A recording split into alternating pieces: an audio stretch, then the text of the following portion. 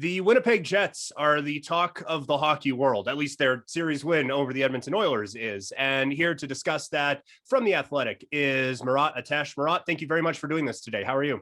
My pleasure, Peter. I'm doing well. I'm still sorting out the shock a little bit. I'm still sorting out the complete lack of sleep from that triple overtime game. Right. But yeah, I had no conception at all that we could be looking at a Winnipeg Jets 4-game series sweep. Yeah. Well, and I think if you came into this series and said, okay, well, by May 26th, you're going to have a bit of an extended break. It'd be, okay, well, getting draft stuff ready. I'm sure the Jets tried really, really hard, but Edmonton just too talented. So I guess that the first, we'll start broad and work a bit more specific. How did this happen? How are the Winnipeg Jets advancing to the second round after just 4 games over the Edmonton Oilers? Well, I would like to paint a picture for you of all of the X's and O's and the tactical changes that Paul Maurice put into place from going 2-7-0 against the Edmonton Oilers in the regular season, outscored 30-something to 20-something, had no answer whatsoever for the transition offense of Connor McDavid and Leon Draisaitl.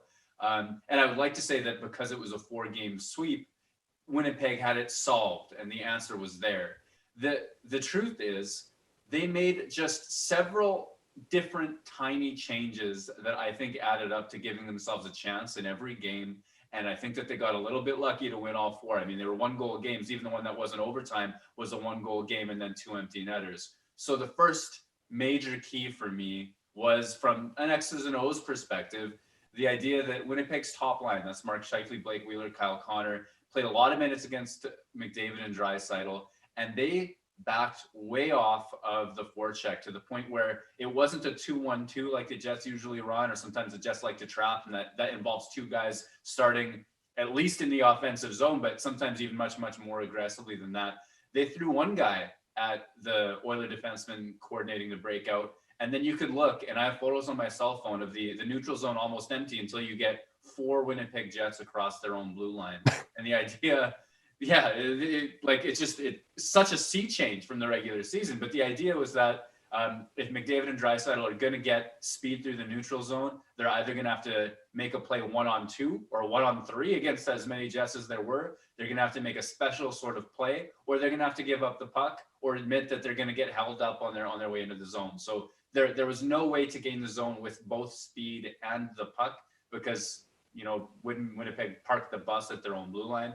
And the rest, Peter, to me is goaltending. Connor Hellebuyck was incredible, as he always is. It was bounces on Game 1's game-winning goal. Dominic Toninato made a deflection for the 2-1 goal that bounced twice on its way into the net. And then even they had to go to video review to make sure it was a goal at all. It was just things went right. Game 2, Dylan DeMello throws up his hands from his back on the penalty kill, with his back to McDavid. He has no idea when Connor McDavid's going to shoot, but there had just been a scramble play in front of Connor Hellebuyck. The puck squirts out to McDavid in the circle. Net's wide open. Hellebuyck's out. DeMello's on his back. He throws both of his hands in the air as a prayer. Puck hits DeMello's hand, goes out. Keeps it at 0-0. Jets get to overtime, win it 1-0. So there's so much stuff like that in a series like this, but they battled so hard. They committed to those X's and O's better than they had at any point in a regular season. The belief was there. They got the bounces. They got the big goals. In Game 3, a huge comeback from 4-1 down to force overtime. Everything went right. And it was still the closest 4-0 sweep that I've ever heard of in my life. Right. Yeah, it's weird to say that a series was so close, but it ended in 4 games. I love the strategy of putting the Scheifele lineup against McDavid and Draisaitl, especially when they load up that line with those 2 superstars, because like from Paul Maurice's standpoint, okay, maybe we take a bit of an L with that one because McDavid and Draisaitl are just better than everybody. But lines 2 through 4, we got you pretty substantially. I really like that idea from Paul Maurice and from the Winnipeg Jets.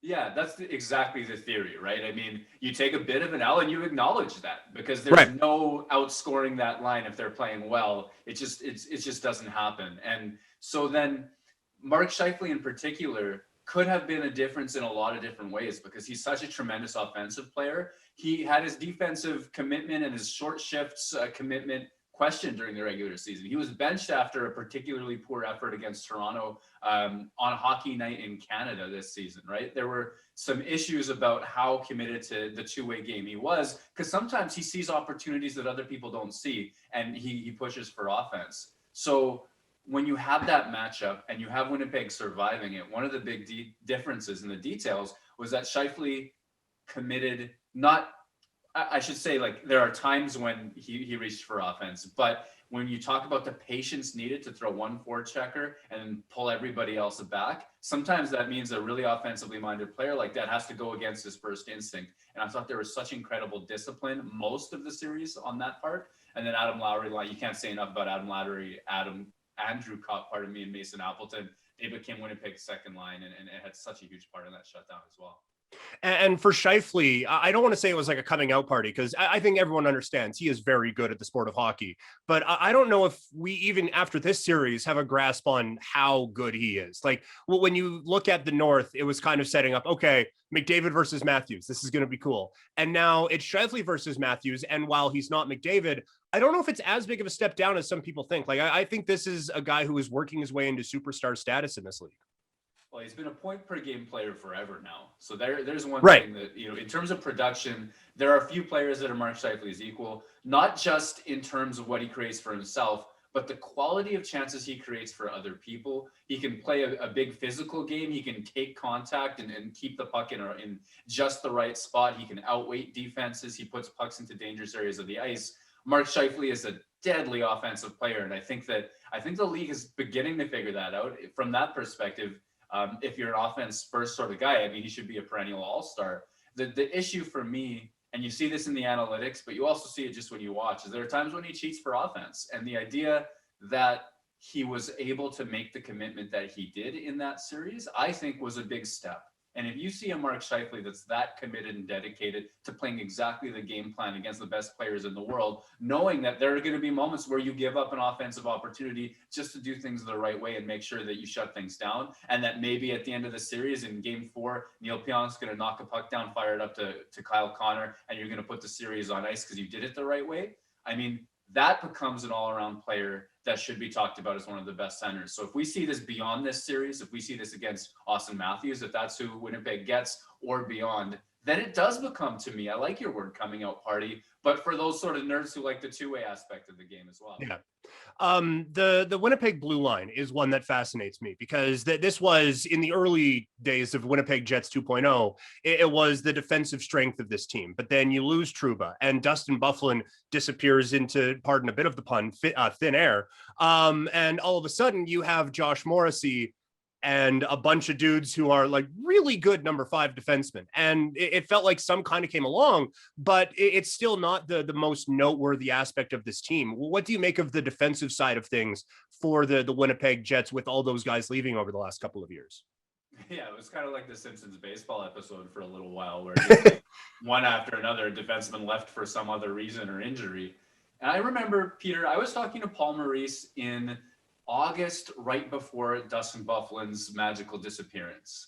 And at that time, it was not official that Byfuglien was going to be out. The idea was that he was still going to be in, at least on the record it was. And so I was asking questions about, well, look, I know you guys lost certain players over the offseason, Myers, Trouba, Ben Sherrod as well. So can we talk about how important Dustin Byfuglien is going to be, how important Josh Morrissey is going to be, because your defense is already outmatched. You've lost so many guys. And then Dustin Byfuglien makes that exit. So that's where Winnipeg was coming from. It really was Josh Morrissey, who had been to that point a really well-rounded top 4 player. Neil Pionk was coming in, and he was a bet Winnipeg was making, really. He had really good success as a third pairing guy in New York, but when they pushed him up the lineup, it didn't always work out, and there were some gap issues and things like that. But Winnipeg saw that it was more about the context that he played in than who Neil Pionk was as a defender, because he's been probably during both regular seasons since coming over Winnipeg's best defenseman. Even after that, with Pionk and Josh Morrissey, that gives you 2 bona fide top 4 defensemen that everybody may know about. And it's taken a lot of patchwork. Dylan DeMello was a great add at the trade deadline last season that I think would be a completely unheralded defenseman. when Winnipeg uses him with Josh Morrissey looks like a top 4 defenseman once again. When Josh Morrissey plays with Tucker Pullman, who had been a third pairing guy, like you say, a very good number 5, or he even had some AHL excellence as well, Morrissey wasn't able to play against the best players and have success. So Dylan DeMello has been a real big key. Derek Forbort is probably playing above his depth on that second pair. Logan Stanley was on the AHL team a year ago. Now he's the shots blocked leader for the Jets. Tucker Pullman is now back in that third pair where he probably makes the most sense in terms of where you get the most out of him. But how many of those names, like if you're, an audience outside of Winnipeg, are you intimately familiar with? And I think that says a whole lot about where Winnipeg is coming from defensive wise and how impressive it is that they're managing to hold the fort against players as good as McDavid and Draisaitl. Well, and it was almost poetic how the series ends, where you have Pionk who comes in for Trouba, who's this heralded defenseman and still quite good. But he's kind of, okay, power play specialist, offensive dude. Is he a real legitimate defenseman? And he makes a good play on a dump in from the best player on the planet that sets up the game-winning goal. Like it was a real nice kind of full circle moment, I thought, for him. Absolutely. And he has been excellent over the last 2 seasons, like I was saying as well. I remember talking to him on we had an interview right after the trade was announced, and I was asking Pionk about his strengths and weaknesses. And I remember him talking about how physical he was. And I remember thinking, well, at your size, that doesn't really, I don't understand. But he was in Connor McDavid's face when that matchup was happening. He was in Leon Draisaitl's face. He was throwing hits. And he was able to stay in sort of the competitive fight against players much bigger than him, in addition to making those smooth stick plays, like knocking that pass down that we sort of would have expected him to excel at. So he's quietly become a bit of a chippy, all-around top 4 capable guy, and also a real threat on the Jets power play as well. And maybe the best way to help out a defense is to have a goalie that's just better than freaking everybody. And the Jets certainly appear to have that, at least better than most everybody. I don't even really have a question here. Just kind of gush about Connor Hellebuyck for a couple minutes for me. Well, he was number 1 on my Hart Trophy ballot a year ago. He's not number 1 this year, but he is on it. And that reflects just the quality of chances that Winnipeg's defense does, in fact, give up at the end of the day. Whether you use public models and the expected goals, no matter which site or metric you use, Connor Hellebuyck, talk about Connor McDavid on so many shows all week long. We're sick of it. Come on. It's Hellebuyck gush time. I saw a stat this week, and I think this was from Kevin Woodley, who was citing stats about how Connor Hellebuyck's workload in the playoffs against Edmonton was a little bit easier than it had been during the regular season. And the idea is, okay, sure, that means give credit to Winnipeg's defense. It was excellent. It was all in. We talked about, the forecheck backing off. We talked about all those defensemen playing a little bit over their head. And so the argument based on these stats was, okay, well, Winnipeg's defense did a good job. At the end of it, the conclusion, though, a little like buried in the lead piece of numbers, Connor Hellebuyck still saved 4 goals above expectation in those 4 games of hockey. 1 per game. The difference in the series, every game was a 1-goal game. Wow. So even when Connor Hellebuyck has it easy compared to his normal workload, right, when Winnipeg is playing defense out of his mind, he's still saving an extra goal per game, and he's still winning games for the Winnipeg Jets. A couple other ones. I'm kind of bouncing around a little bit, so sorry about that. But at forward, we talked about the forward depth. When I think of that strategy that was used with Scheifele against the McDavid line, I would think, okay, well, you have PierreLuc Dubois in there. So he's going to be someone who really takes a step forward in this series.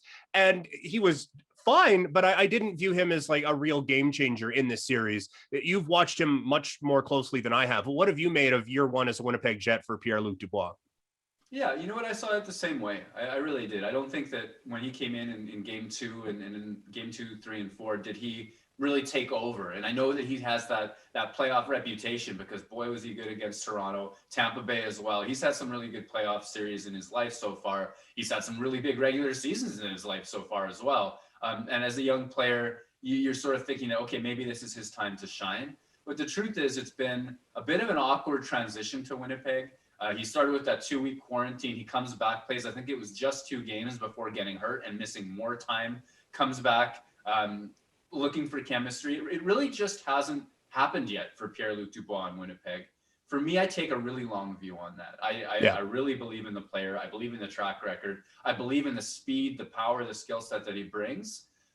But there was a reason to me why he comes in, and in game 2, before Nick Ehlers is there, why he and Paul Stastny, and I believe it was Christian Vesalainen on that night, but these are all a blur at this point. Could have been Andrew Copp, pardon me. The point that I'm trying to make is there's a reason why that became the third line, even though it had star power in PierreLuc Dubois, Paul Stastny on it. You have Scheifele playing those tough matchups, Lowry playing tough matchups as well, and now you have them as a third line, and it was a safe home because he's not dominating. He's not that player that you absolutely need to throw over the boards again and again and again. And Winnipeg, I think heading into that series, whether it's Toronto or Montreal, whatever it's going to be, has a decision to make. And do they ride that out and accept that he, Stastny, and now it's Nick Ehlers healthy, are still looking for chemistry? And maybe they're a third line, maybe they're a second line. Who knows exactly what we're going to get for them as Ehlers and Dubois recover from injury and look for chemistry? Or do they look for a little bit of a shakeup or a shuffle? And I think that it's just endure it for them right now. I think that they just need to accept it and will accept it, pardon me, again, riding Scheifele and Lowry as hard as they have. And that's just one of the many aspects of the job Paul Maurice has done this year that I don't think he gets talked about enough. And that's weird to say about a coach on a hockey team in Canada. But you look at how this season has gone for the Jets with the Laine situation.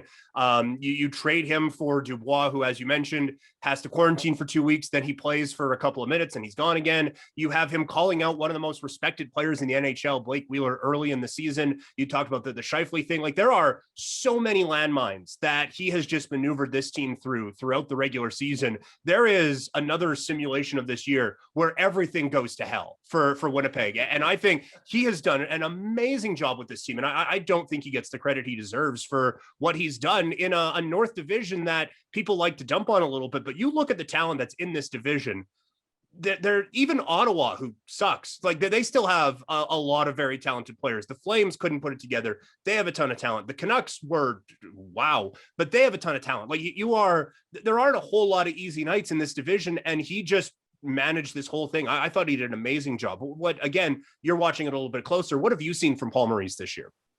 Well, you're right to bring up a whole bunch of different touch points, because I have so many different opinions based on where we were at in the season and what was happening at that moment.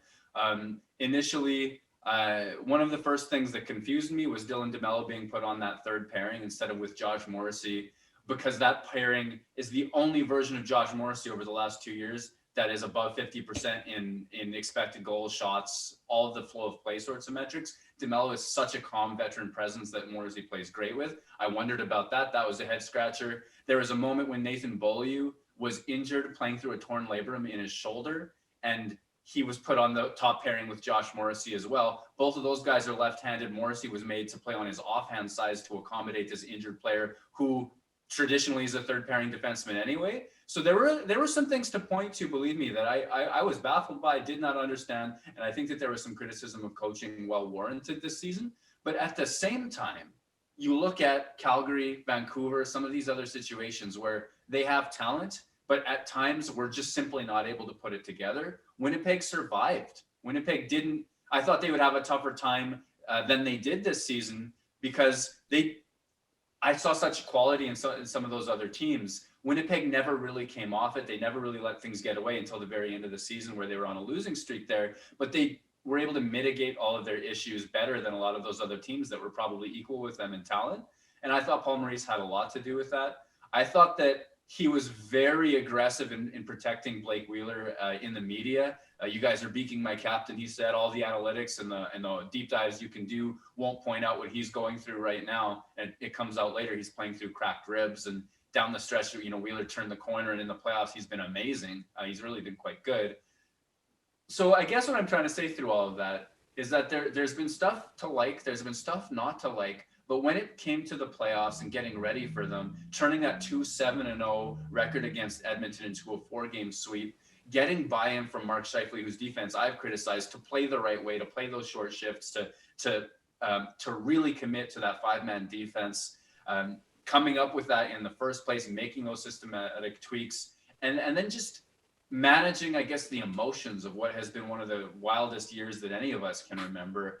COVID and all the different ways that it affects their day to day. I think on the human side of things, on the face-to-face dealing with his most important players sides of things, I don't know if anybody would be rivaled as much rivaled by Paul Maurice. Finding my words. Well, and really the decision to rope-a-dope the Oilers with the 2-7 record is just absolute brilliance. On the opposition, just for a quick note, Edmonton is going to get a lot of the headlines, and they have. ESPN even talks about them. What did you make of the opposition to the Jets through that 4-game series?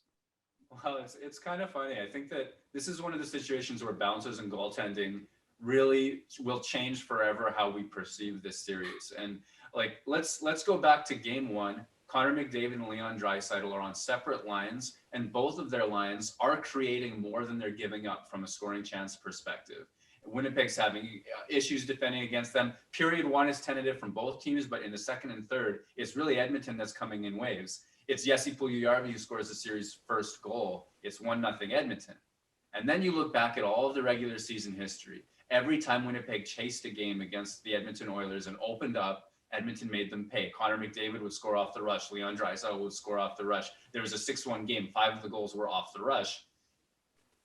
2.5 minutes after Jesse Puljujarvi's goal, Blake Wheeler leads a 2-on-2.